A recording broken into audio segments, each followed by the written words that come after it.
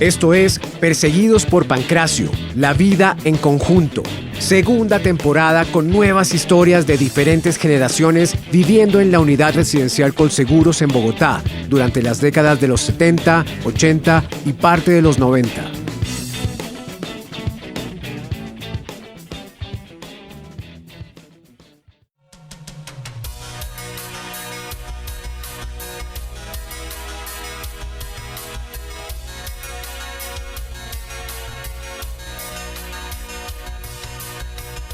Valora tu infancia y juventud. Recordar es vivir con las historias de quienes también crecieron en la unidad Colseguros. Anda plácidamente por el paraíso y en tiempos de oscuridad, sé paciente con quien se esconde en los arbustos para asustarte. Es solo la inocencia de la infancia. Cultiva tus amistades. No dejes que el tiempo borre los vínculos de hermandad que tuviste en el barrio. Recuerda que el amor es perenne, como la hierba que te fumaste. Vas a escuchar nuevas historias y vas a reír y llorar. El podcast ya va a empezar y recordar un barrio en Bogotá con unos perseguidos por Pancracio como tú. Para ser feliz, no es necesario disparar a la gente con escopetas de diábolos. Aleja el mal de tu existencia. Haz lo posible para no desatornillar un andamio cuando un amigo esté subido en él. No permitas que tus impulsos te lleven a tirar pólvora en el apartamento de tu vecino. Niñita, por favor, no arrojar objetos ajenos por las ventanas de la casa que visitas. Lo que hagas en tu barrio en gran parte definirá lo que serás en el futuro. Entonces, encuentra la paz si tu conciencia te lo permite. Vas a escuchar nuevas historias y vas a reír y llorar. El podcast ya va a empezar y recordar un barrio en Bogotá con unos perseguidos por Pancracio como tú.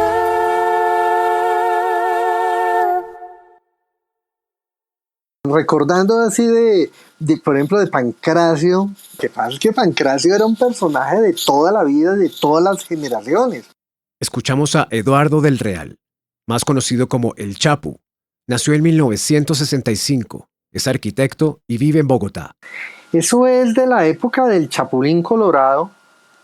Y entonces en algún momento pues salieron los buzos, los goodies, ¿sí? Entonces pues yo tenía uno y entonces una amiga dijo, ay, tú te pareces al Chapulín Colorado. Y no, pues eso fue ahí inmediato, entonces me quedé ahí el Chapu. ¡No contaban con mi astucia! Así como el Chapu, las personas que iremos presentando en Perseguidos por Pancracio aparecerán eventualmente en otros episodios. Pancracio nació con Colseguros, fue el primer vigilante de allá de Colseguros, y yo de lo que me acuerdo, porque yo vivía en el 519 y yo miraba para abajo y yo vivía al frente de la pileta, al frente de la iglesia, en toda la acción de todo lo que pasaba. Entonces, toda la panorámica de todo lo que pasaba ahí. Entonces, yo recuerdo que Pancracio era una persona muy joven, era un tipo por ahí de unos 20 y pico de años, 28 años, 30 años, y tenía una agilidad y era un tipo recio, era un tipo que Que, por ejemplo, se metía alguien a robar y el tipo salía echando bala por toda la 30 y se atravesaba todos los carriles por encima de buses y de todo eso, correteaba al que fuera y lo traía, era lo peor de todo. Lo iba y hasta las Américas y lo traía del cuello y lo traía de la camisa el tipo y hasta que llegaba la policía. Entonces yo creo que por eso era que no se metía mucha gente allá con seguros porque de una vez lo iban correteando y lo iban sacando.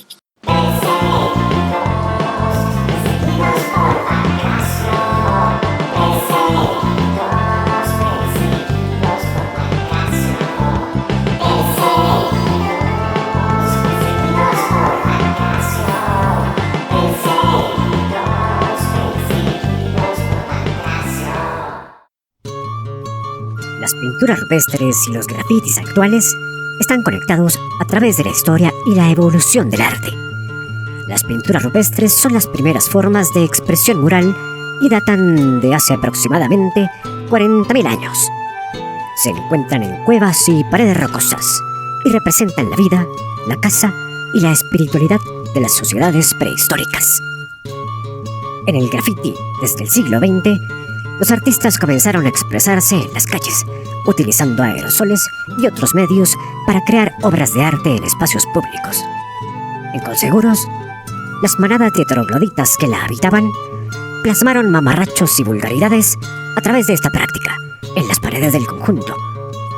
Unos artistas.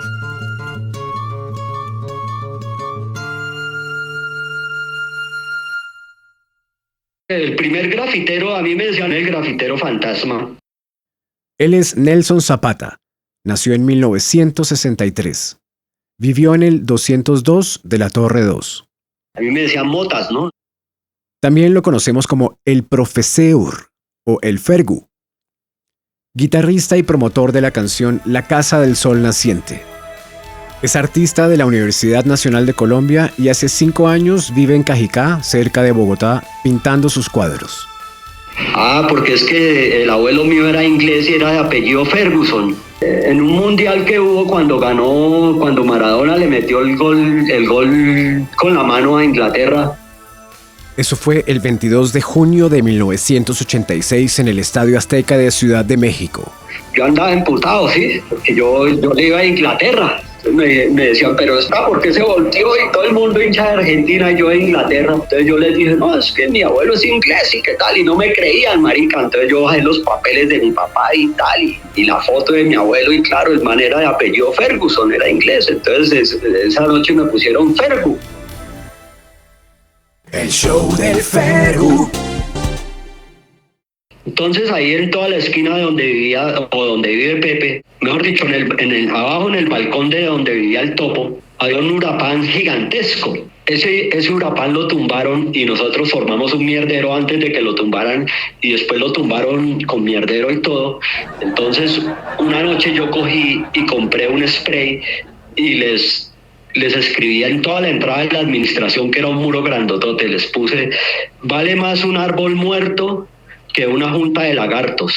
Y eso al otro día, ese grafiti en rojo a la entrada, eso se formó un mierdero. Y nadie sabía, solo los campaneros míos. Los campaneros míos habían sido Carly y el Vaso.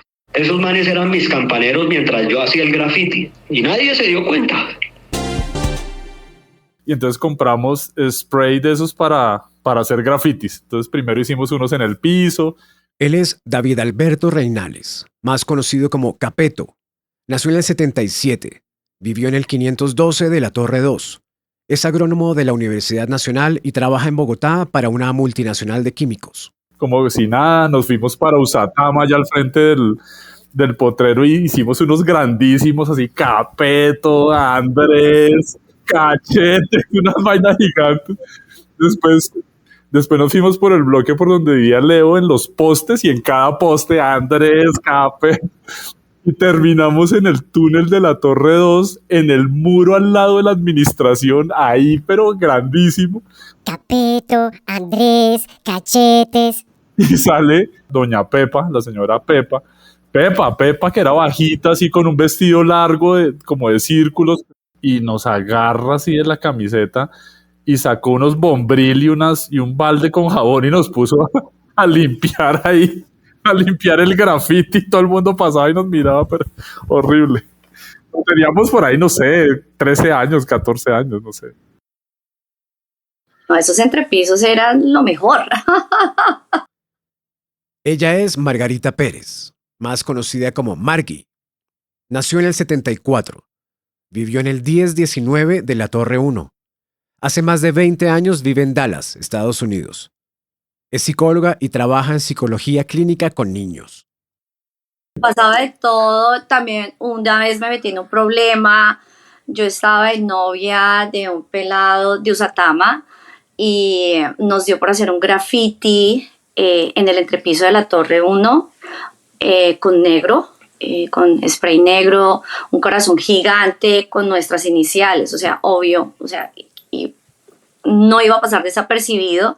Entonces, claro, otro problema, la administración, nos tocó ahí trapo, jabón, a borrar eso. Nos tocó limpiar, o sea, de la administración llamaron o el celador llamó, no sé, pero nos tocó a los dos limpiar, borrar ese graffiti.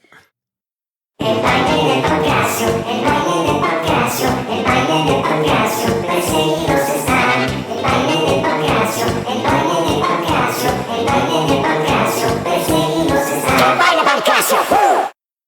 Entre el 2 de marzo de 1992 y el 7 de febrero de 1993, se presentó en Colombia una crisis energética causada por el fenómeno del Niño, la imprevisión y problemas de infraestructura del sector hidroeléctrico. Las sequías afectaron los niveles de los embalses generadores de energía. El gobierno del entonces presidente de Colombia, César Gaviria, decidió tomar medidas de racionamiento. En ciudades como Bogotá, hubo racionamiento energético hasta por 9 horas.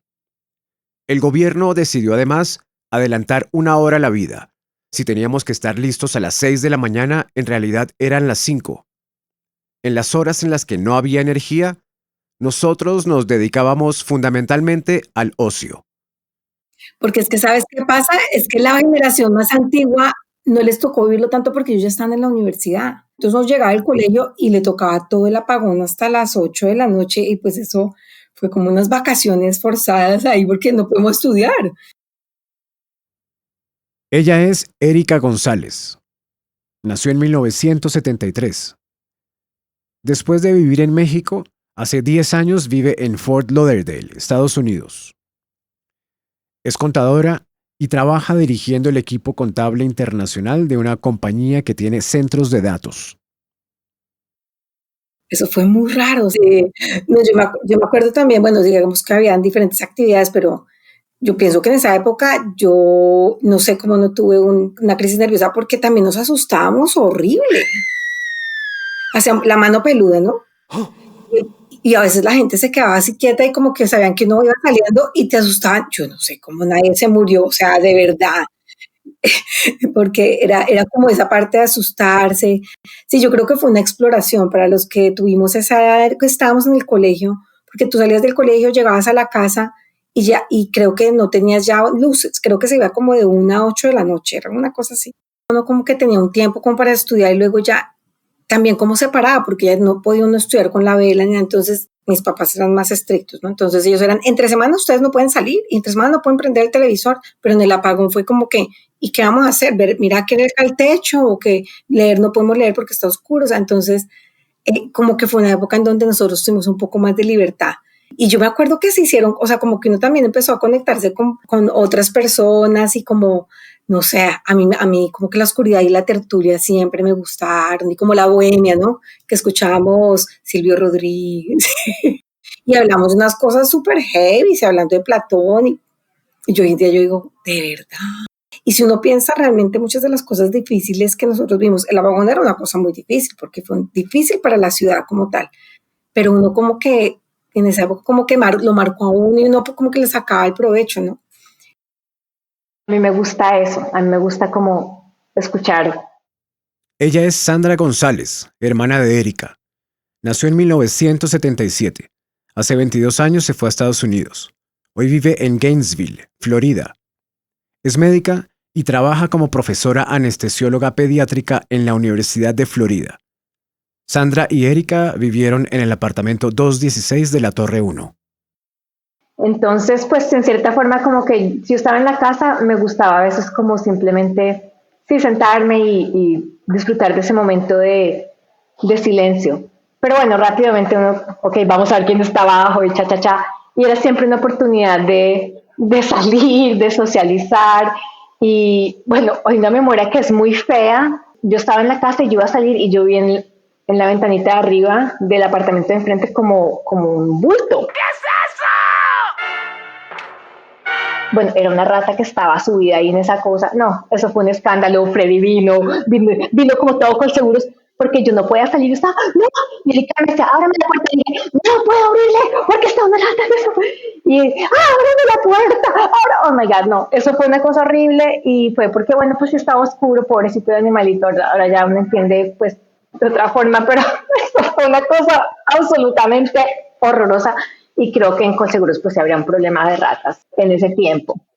Pero lo bonito es salir, todos los niños salían, todo el mundo estaba abajo y los padres le daban licencia para, pues sí, o sea, quedarse en la casa. Entonces, sí, creo que muchas amistades se descubrieron y se desarrollaron en ese tiempo. Que lo traigan otra vez, que hagan apagón. Tengo un cuento del apagón. Bueno, cuando la hora Gaviria del apagón, en el paraíso estaban esas matas amarillas podaditas, ¿cierto? Y esos setos. Nos cuenta de nuevo Capeto. Y claro, el paraíso era bien oscuro, entonces uno se metía por debajo de las matas al lado y lado del camino, y a cualquiera que iba pasando por ahí, cuando iba pasando, movía las matas y claro, la gente se asustaba. Entonces en una de esas estábamos ahí y de la portería venía la mamá de Ricardo y Mariluz y venían así con los tacones trac, trac, trac, trac, y nosotros ahí callados, escondidos. Y claro, iban pasando y les movimos las matas, chinos, y por detrás nos empezaron a pegar, salimos corriendo, no, una risa esa vaina.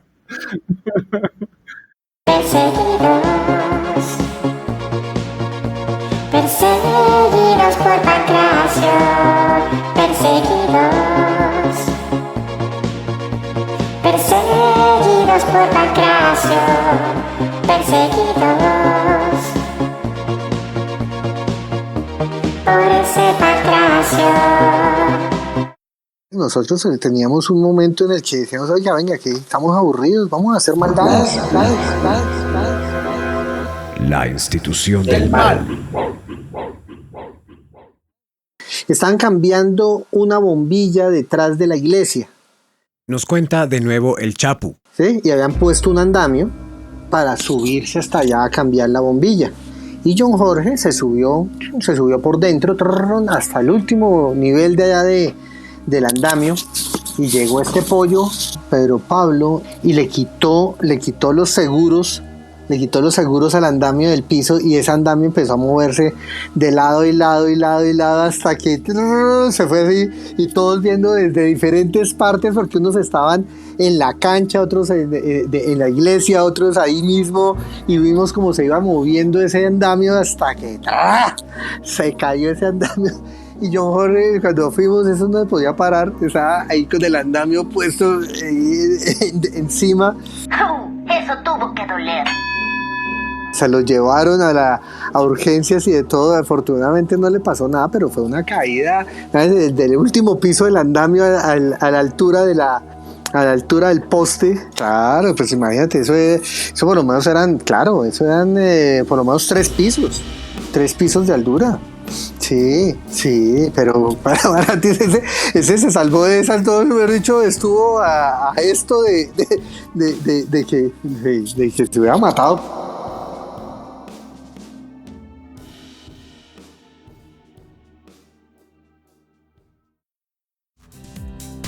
Gracias por escuchar Perseguidos por Pancracio. Si les gusta, pueden compartirlo y ayudarnos en su difusión. Este es un podcast creado por Leonardo Boorques con José Guillermo Díaz. La imagen es de Luisa Mariño. En Instagram nos encuentran también como Perseguidos por Pancracio. Nos escuchamos en el próximo episodio.